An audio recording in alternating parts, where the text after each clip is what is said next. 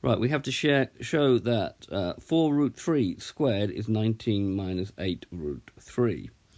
So 4 minus root 3 squared means 4 minus root 3 times itself, 4 minus root 3. So that's 4 times this bracket, so it's 4 times 4 minus root 3, and then minus 3 root 3 times 4 minus root 3. 4 times 4 is equal to 16.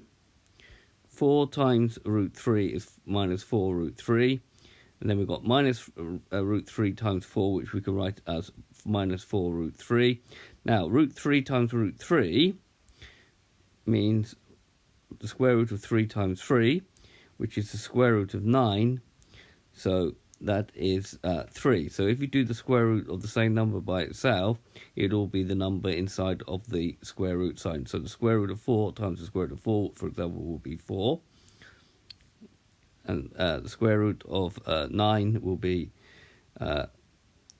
times the square root of 9 will be 9, for example.